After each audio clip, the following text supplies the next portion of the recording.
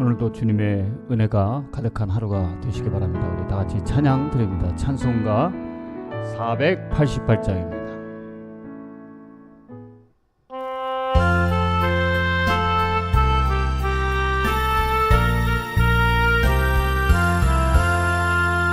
이 몸의 소망 무언가 우리 주 예수뿐일세.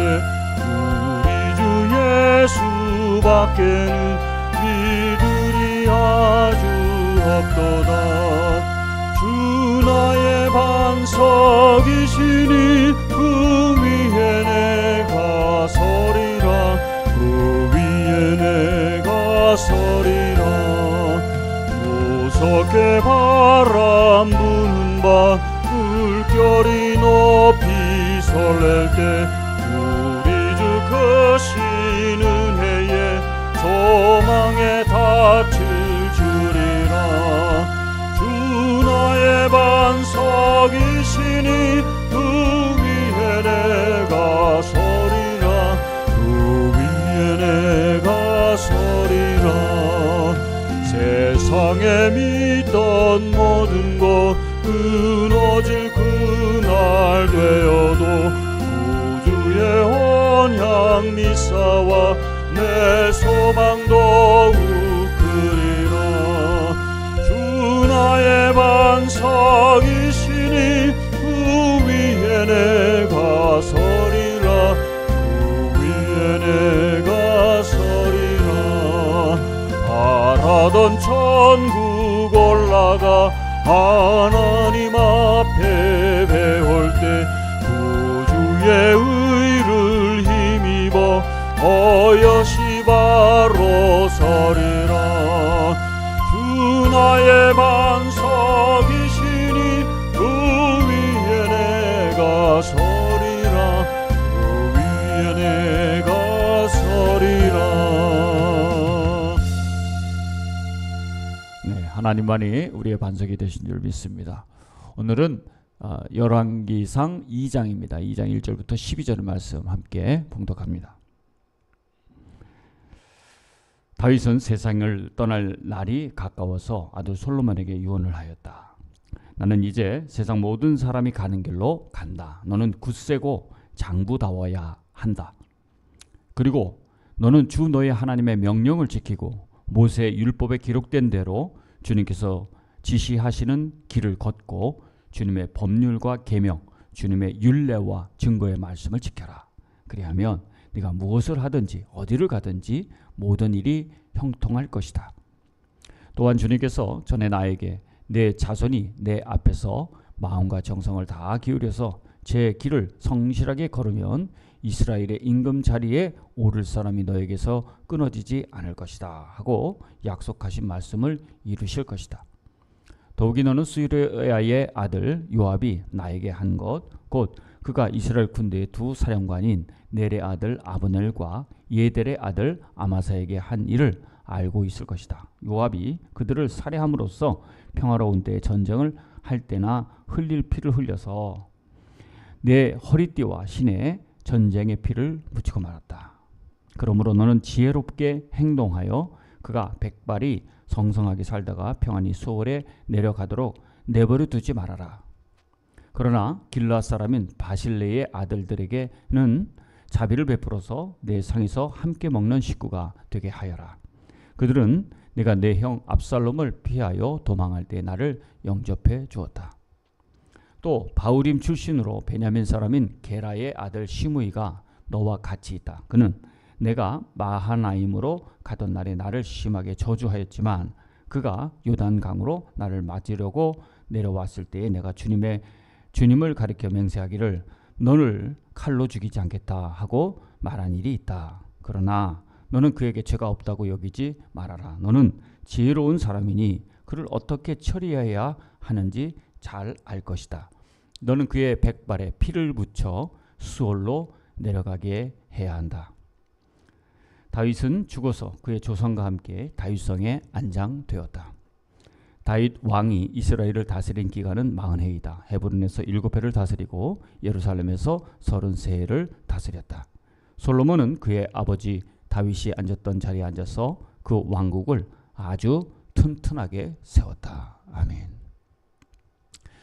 네, 오늘은 다윗의 유언과 그 죽음을 통해서 한번 말씀 묵상하게 보기 원합니다.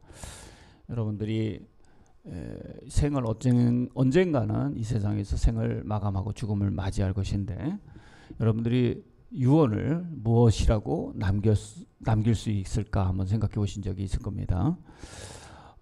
여러분들은 가장 중요한 것을 아마 자녀들에게 말할 것이죠. 돈을 많이 버는 사람은 이렇게 해야 돈을 번다. 또 세상을 살다 보니까 이게 중요하다 하는 것들에 대해서 아마 자녀들에게 그렇게 알려줬을 거예요. 그런데 오늘 다윗 왕은 솔로몬이 이제 왕으로 이제 즉위를 하고 난 후에 다윗이 죽음을 맞이하는 것을 보도하면서 그 다윗이 솔로몬 아들에게 유언의 말씀을 아주 하고 있어요. 이게 중요하다는 것이죠. 첫째는 어떻게 해야 되느냐. 그래서 하나님 말씀에 순종해라. 이게 첫 번째 다윗의 유언이었습니다. 그러면 어떻게 된다고 얘기합니까? 오늘 말씀에 보니까 굳세고 장부다워야 하는데, 굳세고 장부다워야 하는 것은 말씀을 지키며 살 때다라는 것을 분명하게 말해주고요. 그러면 뭐라고 3절에 말씀하냐면, 하나님의 명령을 지키고 모세 율법에 기록된 대로 주님께서 지시한 길을 걷고 주님의 법률과 계명, 주님의 율례와 증거의 말씀을 지켜라. 그리하면 네가 무엇하든지 어디를 가든지 모든 일이 형통할 것이다. 가장 중요한 첫 번째가 하나님 말씀에 순종하면서 사는 삶이다 라고 말씀하고 있는 거죠. 제가 존경하는 우리 선배 목사님이 계시는데, 평소에 아주 말씀을 연구를 많이 하시고 굉장히 지혜로우신 분입니다. 근데 그분이 가끔 저한테 전화를 해서 은퇴를 하셨는데 이제 하고 싶은 말씀이 계시는데, 무슨 말씀을 하시냐면, 내가 성경을 봤더니 이 성경의 말씀이 법이더라. 이거의 법, 하나님의 말씀이 법이다. 그래서 원래 교회가 하나님의 말씀을 가르치는 장소요. 그래서 법당인데, 이 법당이라는 것이 불교가 먼저 쓰고 있으니까 이걸 교회라고 바꾼 거예요.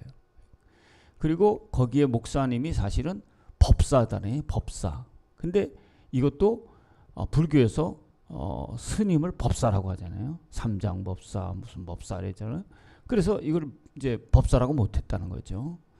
하나님의 말씀대로 사는 게 법이다. 이것을 강조한 거예요. 이게 은퇴해서 가만히 말씀을 연구해 봤더니 이게 법이라고 하면 이게 다 성경이 딱 맞다 이렇게 말씀하시는데, 근거가 있는 그런 말씀이다라고 생각이 되죠.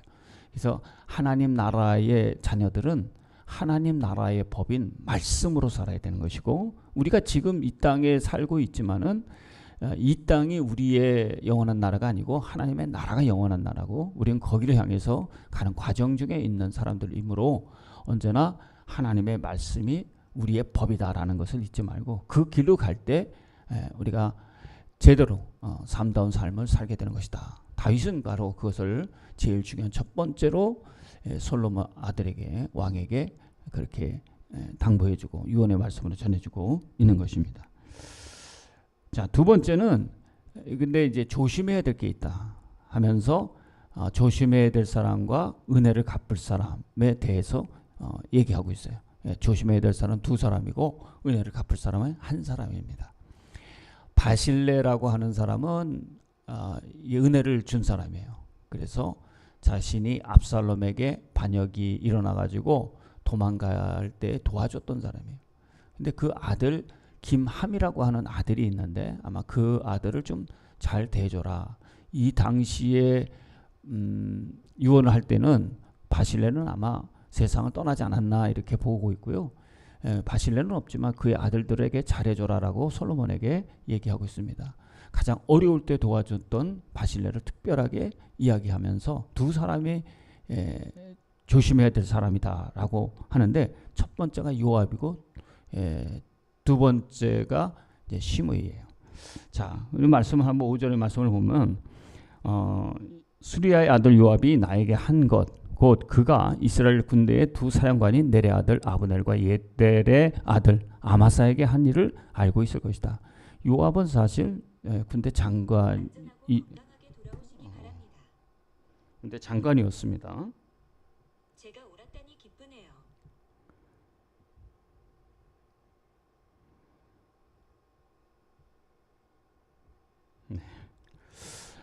이게 시리가 부르지도 않았는데 자꾸 껴드네요.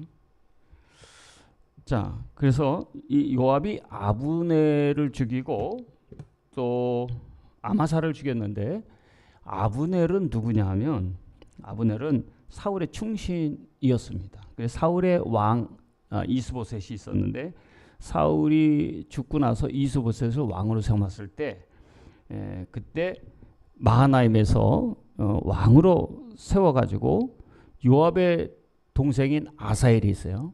이 아사엘이 아브넬과 전투에서 당시에 죽었습니다. 그러니까 자기 동생을 죽인 아브넬을 그냥 둘 수가 없는 거죠. 아마사가 자기 동생이 전투에서 죽었으니까. 그래서 요압이 아브넬에게 복수를 결심하는데 이 죽이는 모습이 굉장히 간사하고 아주 비신사적으로 죽이게 됐습니다. 다윗에게 사실은 아브넬이 기순을 했어요. 그래서 다윗 편으로 도와봤는데 그때 아브넬을 만나서 술을 마시게 하고 또 그가 취한 틈을 타서 칼로 찔러서 죽였던 사람이 요압입니다. 왜 그렇게 했을까? 아브넬이 와서 그도 장군이거든요. 그러니까 자기 자리가 조금 불안하다 이렇게 생각하는 요압이 먼저 선수를 친 것입니다. 그래서 사실은 다윗은 어떤 생각을 갖고 있었냐면 이 아브넬이 와서 이제 반대파 사람도 등용해가지고 통일의 어떤 안정적인 나라의 정치를 피려고 했어요. 그런 생각을 갖고 장군을 삼으려고 하니까 자기 자리가 불안한 요압이 먼저 선수를 쳐서 이렇게 비신사적으로 아무 무방비 상태에 있는 그 아브넬을 죽이게 됐던 것입니다. 또 요압은 아마사도 죽였는데 아마사는 요압의 이종 사촌이다. 다윗 왕의 넷째 아들입니다. 근데 아마사가 용맹하고 야망이 있고 또 요압의 후임을 노리고 있었어요. 근데 세바의 난이 일어났을 때에 다윗이 요압을 대신해서 아마사를 군대 장관으로 임명했습니다. 근데 이게 또 분노를 일으킨 거예요. 그래서 요압이 아마사를 죽이기로 결심을 하고 기브온으로 가는 길을 미행을 합니다. 그래서 그가 쉬고 있을 때 그래서 틈타서 또 칼로 죽였습니다. 그래서 요압은 두 사람을 죽여서 정적을 제거하고 자신을 지키고 복수를 이루었습니다. 나중에 또 난이 일어났을 때 또 배신을 한번 하죠. 그래서 요압은 권력욕과 독단적인 행동을 가지고 있었는데 제단의 뿔을 또 잡아가지고 살기를 결심하고 있을 때 이것을 다윗은 솔로몬에게 이 요압의 간사함 그리고 탐심이 많은 불안한 사람이라고 하는 것을 분명하게 말하고 그를 조심하라고 유언으로 말씀하고 있는 것이죠. 네. 자, 그래서 6절의 말씀에 너는 지혜롭게 행동하여, 여기 이제 솔로몬에게 다윗이 얘기한 거죠. 백발이 성성하게 살다가 평안히 소리 내라도 내버리지 말아라. 지혜롭게 잘 처리를 하라고 이야기하고 있습니다. 또 시므이에 대해서는 뭐라고 얘기하는 거니? 그가 압살롬에게 반역해서 갈 때에 자기한테 저주를 했는데 다시 돌아올 때는 또 그를 간사하게 맞이합니다.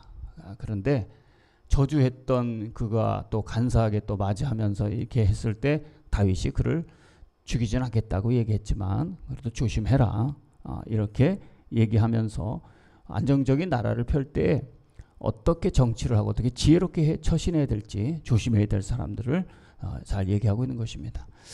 여러분 우리가 살아가면서 우리는 어떤 사람으로 평가받는지를 한번 생각해 봐야 돼요. 내가 다른 사람들에게 소개받을 때 저 사람은 조심해라. 저 사람은 정말 너에게 힘이 될 사람이야. 이렇게 사람들이 평가를 나름대로 다 하고 있어요. 그래서 여러분들이 속한 공동체에서 내가 힘이 되는 사람인지 어렵게 하는 사람인지 우리 스스로가 탐심이 있다면 나는 어떤 사람들에게도 환영받지 못할 가능성이 많습니다. 그러나 가슴과 사랑으로 그들을 섬기고 그렇게 해야 되겠다라고 생각하면 우리의 그 평가는 굉장히 달라질 겁니다. 사실 우리가 돈을 열심히 버는 이유가 뭐냐면 나 잘 먹고 잘 살기 위해서가 아니고요. 기독교인들은 생각 자체를 바꿔야 합니다. 내가 돈을 벌어서 정말 좋은 일에 써야 되겠다. 또 많은 사람들 섬겨야 되겠다. 생명을 살리는 그런 전도하는 일에 써야 되겠다. 이것처럼 하늘에 보화를 쌓는 일은 없습니다.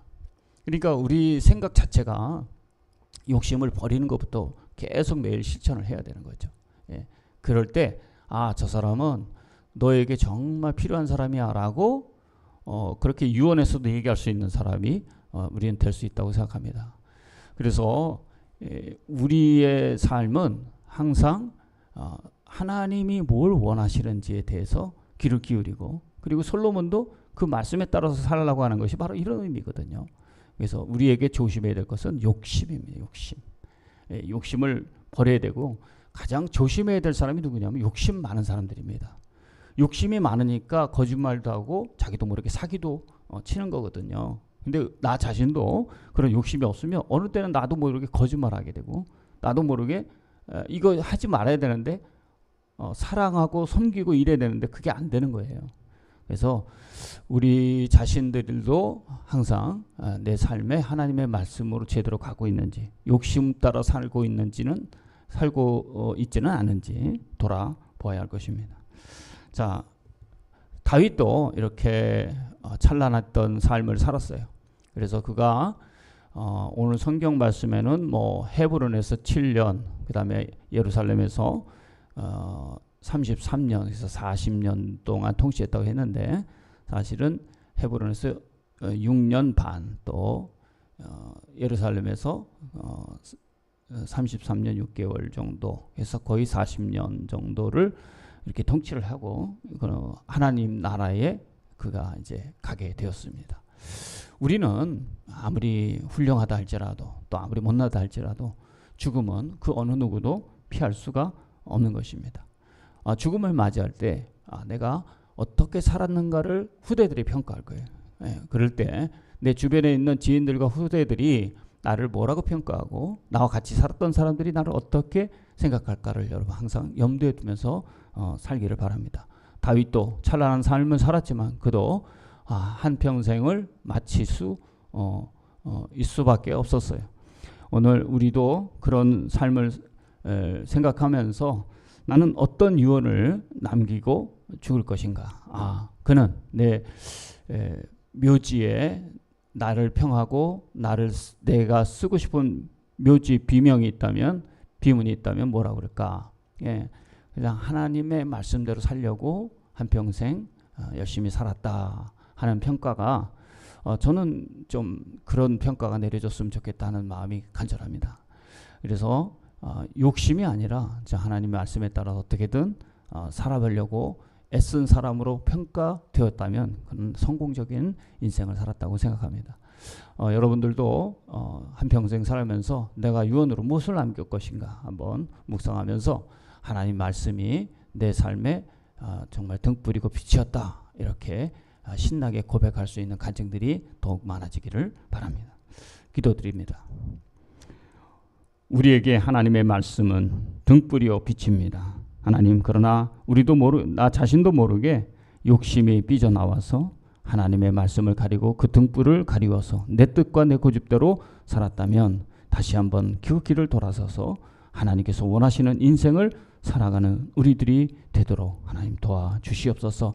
항상 주님의 말씀을 사모하게 하시고 하나님 말씀이 전적으로 옳다는 신뢰가 날마다 쌓이게 하셔서 그렇게 살아보니 정말 우리의 인생이 아름답고 행복했다라고 고백하는 저희의 인생이 되도록, 그리고 우리의 죽음 뒤에 하나님께 평가가, 또 세상 사람들의 평가가 정말 그는 하나님의 귀한 사람이었다라고 평가받을 수 있는 인생을 살아가도록 축복하여 주옵소서. 예수님의 이름으로 기도합니다. 아멘. 내일 새벽 5시에 뵙겠습니다.